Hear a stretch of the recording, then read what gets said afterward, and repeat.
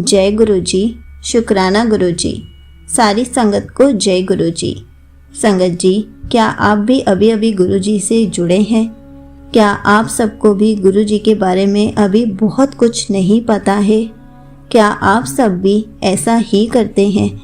क्या आप सबके साथ भी कुछ ऐसा ही हुआ है? तो चलिए एक अंकल जी का सत्संग सुनाती हूँ, जिन्होंने बताया है कि वो गुरु जी से कैसे कनेक्ट हुए और उन्होंने गुरु जी पर विश्वास करना कैसे स्टार्ट किया और गुरु जी ने उनकी लाइफ में क्या क्या मिरेकल्स किए। तो चलिए अंकल जी का सत्संग सुनाती हूँ। संगत जी, मेरा नाम रोहन शर्मा है। मैं जयपुर से हूँ और अभी गुरु पा के आशीर्वाद से न्यू दिल्ली में रहता हूँ। संगत जी, यह मेरा शुक्राना सत्संग है। मेरा यह सत्संग शुरू करने से पहले गुरु जी के सामने हाथ जोड़कर क्षमा की याचना करता हूँ, क्योंकि मेरा यह शुक्राना सत्संग साल 2023 तक सभी के साथ शेयर कर लेना चाहिए था। संगत जी, मेरा शुक्राना सत्संग 3 भागों में विभाजित है, जिसमें मेरा एक एग्ज़ाम क्लियर करना है, दूसरा मेरा बड़े मंदिर आने का सौभाग्य प्राप्त करना और बड़े मंदिर से स्वरूप प्राप्त करना, और तीसरा एक नई नौकरी प्राप्त करना। संगत जी, जैसा कि गुरुपा कहते हैं कि शुरू से शुरू करो, तो मैं अपना पहला शुक्राना सत्संग जो है, एक ऐसे गुरुपा ने मेरा एक एग्ज़ाम क्लियर करवाया जो कि मेरे लिए एक अनएक्सपेक्टेड था। मैं कहाँ विनती कर रहा था कि मेरे को सिर्फ मिनिमम पासिंग मार्क्स से पास हो जाऊं, तो मैं उसमें भी 100% सेटिस्फाइड हूँ।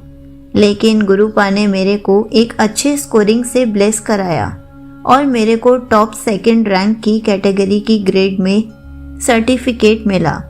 धन्यवाद गुरुपा, आपका अनंतम अनंतम शुक्राना।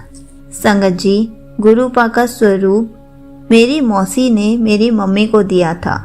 मेरी 2 मौसी हैं जो दोनों ही दिल्ली में रहती हैं। तो सबसे पहले तो मैं, जैसे कि सभी नई संगतों के साथ होता है कि वो नहीं जानते हैं कि गुरु जी के स्वरूप को स्वरूप बोला जाता है, ना कि फोटो या तस्वीर, तो मेरे साथ भी वही हुआ।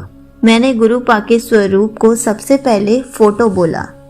दूसरी चीज़, जब मम्मी ने मेरे को दिखाया कि उनको गुरुपा का स्वरूप ब्लेस हुआ है, तो मुझे नहीं पता था ये ब्लेसिंग्स होती हैं। एक तरीके से तो मैं मम्मी को बोला कि ये आप क्यों लेके आ गए, क्योंकि मैं एक्चुअली किसी भी गुरु में विश्वास नहीं करता। मैंने लेकिन साथ में ये भी बोला कि मैं इनका अनादर नहीं करता, मैं इनका पूरा आदर सम्मान ही करता हूँ। इनको मंदिर में स्थान ना देते हुए मैंने इनको हमारे मंदिर के ऊपर एक स्थान है, वहाँ पर इनको रख दिया था और उनकी मैं कोई पूजा पाठ नहीं करता था।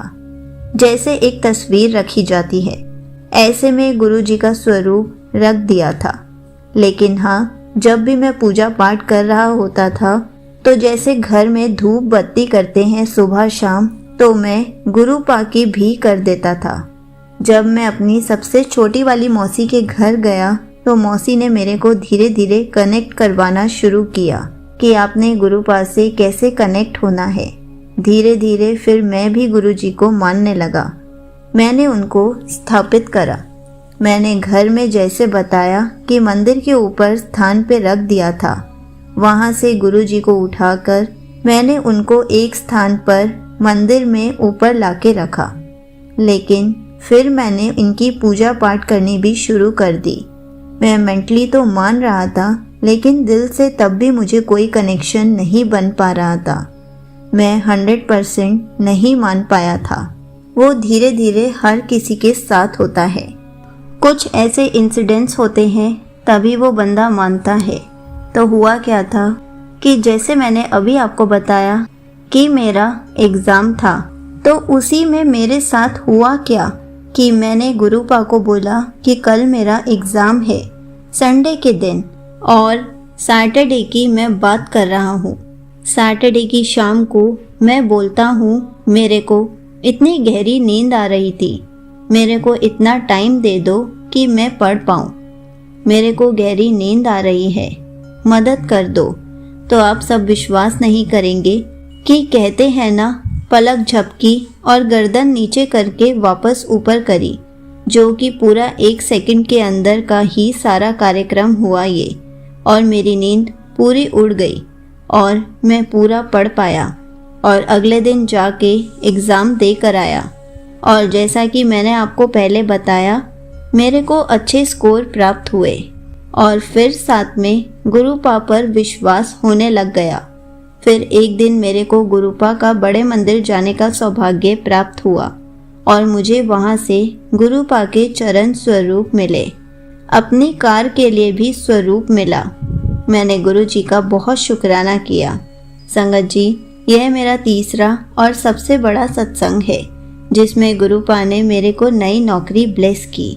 जैसा कि सभी नए पुरानी संगत जानती है कि गुरुपा सबसे पहले आपको हेल्थ ब्लेस करते हैं और आपके आसपास और आप में जो भी नेगेटिविटी होती है उसको दूर करते हैं। तो मेरे साथ भी ऐसा ही हुआ कि मेरे आसपास जो भी नेगेटिविटी थी वह दूर कर दी और जो थोड़े बहुत नेगेटिव लोग थे जो मेरी निंदा ही करते रहते थे, ऑफिस में परेशान करते रहते थे, डायरेक्टली इनडायरेक्टली मुझे उन लोगों से दूर कर दिया।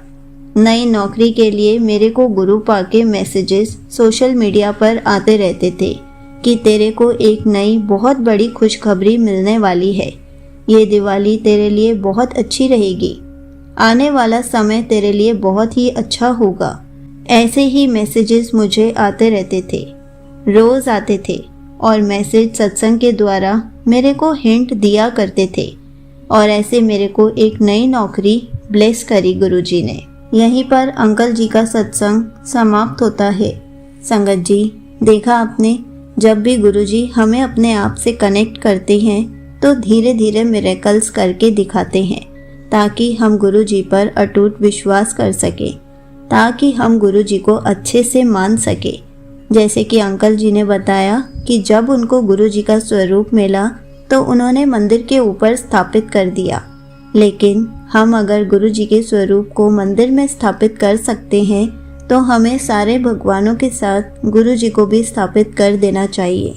क्योंकि हमेशा कहा जाता है जब भी हम गुरु जी को एक जगह स्थापित करते हैं तो वहाँ से उठाकर कहीं और स्थापित नहीं करना चाहिए।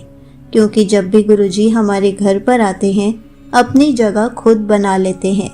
इसलिए कोशिश किया कीजिए कि एक ही बार गुरु जी को अच्छी सी जगह पर स्थापित करें और हो सके तो मंदिर में ही स्थापित करें ताकि आप सारे भगवानों के साथ गुरु जी की रोज़ पूजा कर सकें।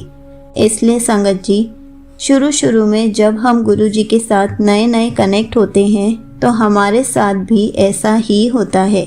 धीरे धीरे हम गुरु जी के बारे में सब समझ जाते हैं और फिर उसी तरीके से गुरुजी को मानना शुरू कर देते हैं, क्योंकि गुरुजी हमारी लाइफ से जुड़ चुके होते हैं। गुरुजी हमें मिरेकल्स दिखाने शुरू कर चुके होते हैं। जय गुरुजी, शुक्राना गुरुजी।